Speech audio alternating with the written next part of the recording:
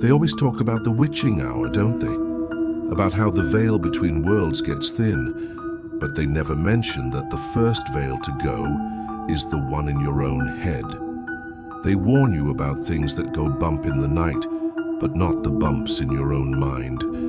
After what I saw out there in that suffocating blackness, I don't know what's real, and I'm not sure the person who walked into those woods ever really walked out. I just needed a reset. At least, that's what I told myself. Life had become this constant buzz of notifications, deadlines, and that low-level anxiety that just hums under the surface of everything. My brain felt like a cluttered attic, just packed with junk I couldn't sort through. I was craving silence, not the kind of quiet you get in the suburbs at 2 a.m., where you can still hear the fridge and a car passing blocks away. I wanted a deep, primal silence, the kind the world had before we got here. So, I decided to go camping in Blackwood. Forest? The name alone has a certain weight to it, right? The locals talk about it funny. It's not like they tell outright ghost stories, it's more subtle than that. They say the woods can turn you around, that path shift when you're not looking. They talk about people who go in for a day hike and come out indifferent, distant. They laugh it off as folklore to keep tourists from getting lost, but you can see this nervous little flicker in their eyes. Of course, I blew it all off. I'm a rational person. I wasn't chasing legends, I was chasing peace and quiet. I prepared like my life depended on it, my own little way of feeling in control. I had the high-tech tent, a sleeping bag rated for freezing temperatures, a headlamp, a backup flashlight, and enough batteries to power a small city. I packed a flask of strong coffee, a thick book I'd been meaning to read, and a journal. My phone, right on cue, lost its signal about a mile in. That was the whole point. Isolation was the cure, or so I thought. For the first few hours it was perfect. The hike-in was tough but clean. The air smelled like pine and damp earth. It felt good to be moving, to physically work out all that tension I hold in my jaw. I found this perfect little clearing, ringed by these massive, ancient-looking trees that stood there like silent guards. Setting up camp was almost like a meditation. Every pole snapping into place, every stake I drove into the ground felt like a small win against the wild. And as the sun went down, setting the sky on fire with orange and purple, I felt this incredible sense of calm. This was it. The world and all its noise felt a million miles away. I made a small, responsible fire, just big enough to boil water for coffee and cast a warm glow. The woods started to settle into their nightly rhythm. Birds went quiet, crickets started up. An owl hooted somewhere in the distance, this lonely sound that just felt right. I sat on a log, sipping my coffee, and opened my journal. The blank page felt just like my mind, quiet. I actually wrote about how beautiful it was, the way the last bit of light caught the edges of the leaves, making them look like they were trimmed in gold. The feeling of being completely alone but not lonely. I felt present. The cluttered attic in my head was finally getting some fresh air. As it got truly dark, my whole world shrank to the circle of my campfire. Beyond it was just a solid wall of black. The fire crackled and popped, and I leaned back against my log to finally read that book, but I couldn't focus. My attention kept drifting to the sounds of the night. Every little rustle, every snap of a twig was amplified. At first, it was cool. I tried to guess what it was. A squirrel, maybe. A branch settling. The wind made a soft, shushing sound high up in the trees. It felt like the forest was singing me a lullaby, and I was actually relaxing. My mind, which is usually racing, was empty. It was working. I was in control. The irony of that thought is not lost on me now. The change was so subtle I didn't notice it at first. It's like when an appliance stops humming and you only realize how loud it was once it's gone. The normal, random sounds of the forest, they started to feel less random. They started to feel like they had a pattern. Or maybe my brain was just so starved for input it started making up its own patterns. That's a thing, right? Auditory pareidolia. The mind trying to find a signal in the noise. The shh of the wind started to sound less like wind and more like whispers. I couldn't make out words, but the cadence was there. I actually shook my head and smiled. Okay. I was officially getting spooked. It's the power of suggestion, I told myself. It's those local stories finally worming their way into my brain. I tossed another log on the fire, and the burst of sparks pushed the dark back for a second. Then I heard it, a single sharp snap. This wasn't a branch settling. This was the sound of a foot, a heavy foot stepping on a dry twig, and it came from right outside the light of my fire. Every muscle in my body seized up. I just stopped breathing. My heart went from this slow, steady beat to hammering against my ribs. I listened so hard it hurt, waiting for another sound. A cough, another footstep, anything, nothing. Just the fire and that damn whispering wind. I sat there for what felt like forever, gripping the log so hard my knuckles were white. My rational brain was trying to scream over the primal fear. It's a deer, a bear, a big raccoon. It stepped on a twig, heard the fire, and either froze or snuck away. It's the only logical explanation. But the feeling didn't go away, that cold, jelly-like sensation of being watched. You know the one. The hairs on the back of my neck were standing up. My skin was crawling. I grabbed my big flashlight. Its metal body felt solid and real in my shaking hand. I aimed it where the sound came from and blasted the beam into the dark. It cut a clean white tunnel, lighting up some ferns and the trunk of an oak tree. Nothing. I swept the light back and forth. Nothing but trees. Endless, silent trees. I let out a shaky breath and laughed. "Get a grip," I said out loud. My voice sounded totally alien out there. This is what happens when a city kid spends a night in the real world. I scrambled into my tent and zipped it up tight. I knew the thin nylon was just a psychological barrier, but it was better than nothing. Inside, the world was smaller. I clicked on my headlamp. My watch said 11:47 p.m. Hours to go until sunrise. I tried to read, but the words were just squiggles. Every tiny sound from outside was magnified. The wind brushing against the tent, the owl. Was that the wind? My own mind had become a completely unreliable narrator. I knew I was tired. I knew I was on edge. But knowing that didn't help. The fear was its own living thing now. I decided to just turn everything off and try to sleep. Big mistake. With my sight gone, my hearing went into overdrive. The whispering seemed louder now, more insistent. It didn't feel like it was all around me anymore. It felt like it was aimed at me.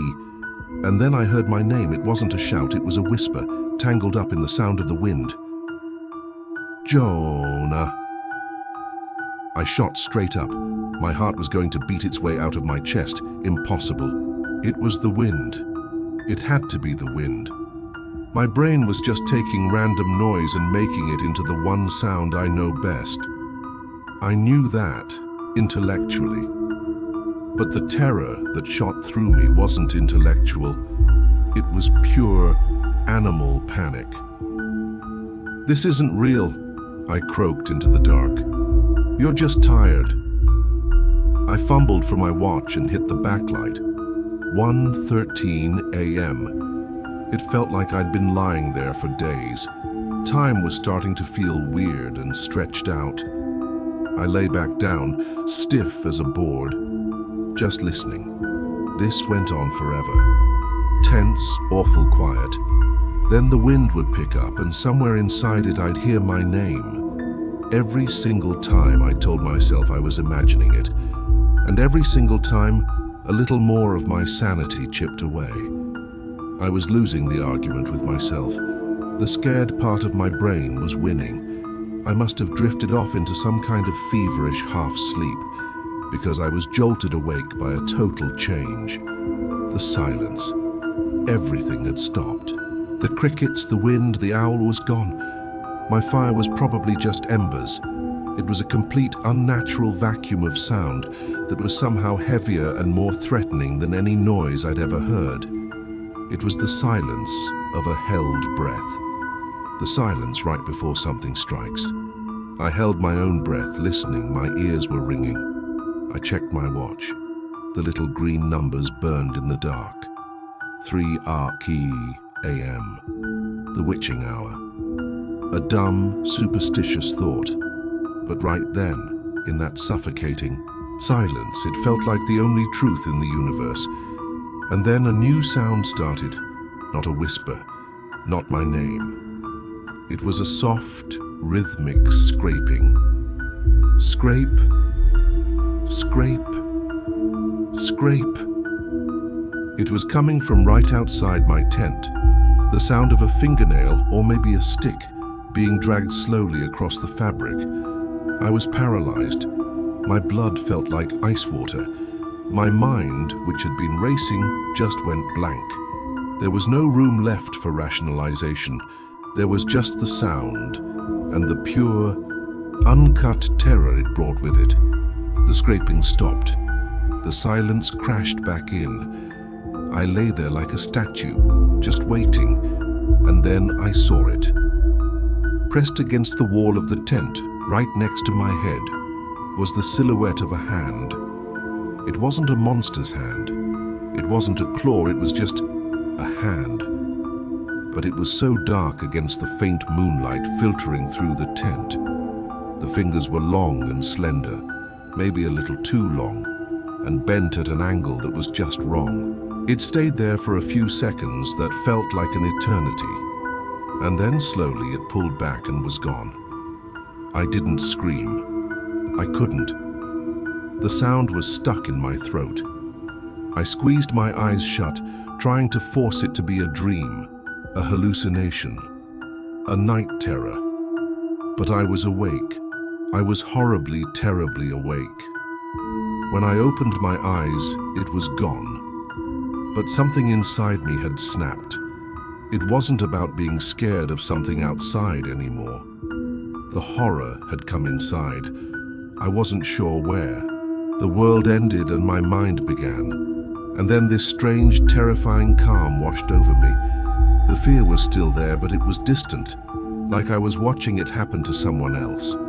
My sense of self, the me that I knew as Jonah, it started to feel leaky. Like it was dissolving into the woods, into the darkness, into whatever that thing was. The line between me and it was just blurring. It felt like dying, but not my body. It was my mind, my identity. I felt myself expanding out into the trees. I was the darkness. I was the silent thing that was watching. And I started to laugh. It was this thin, crazy sound that didn't feel like my own. I was losing my mind. The cluttered attic hadn't just been aired out. The walls had collapsed. My brain hadn't reset. It broke. I don't know how long I stayed like that, just floating between terror and some kind of broken euphoria. Time had stopped making sense.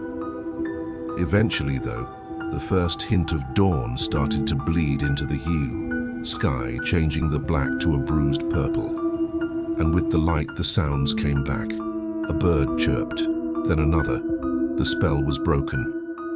The normal sounds of the forest morning swelled up, and that awful heavy silence retreated. But I wasn't normal. That feeling of my mind dissolving receded, but what rushed back in wasn't me. It was just a hollow, echoing emptiness. I felt scoured out, like a shell. I was back in my body, but it felt like wearing a stranger's clothes. I unzipped the tent with a hand that wouldn't stop shaking. The clearing was exactly as I'd left it. My fire was just a circle of ash. My book and journal were sitting on the log, damp with dew. There were no footprints but my own. No sign of the hand. Nothing. It was just a normal clearing in the woods. And that was the most terrifying part. Because it meant either the horror had all been in my head, or it was so impossibly alien that it left no trace. I don't know which is worse, being haunted by a monster or being the monster. Packing up was a clumsy, robotic process. My hands didn't feel like mine. I kept looking over my shoulder at the trees. The shadows between them weren't just shadows anymore. I didn't hike out of those woods, I ran. When I finally broke through the tree line and saw my car, I almost collapsed with relief.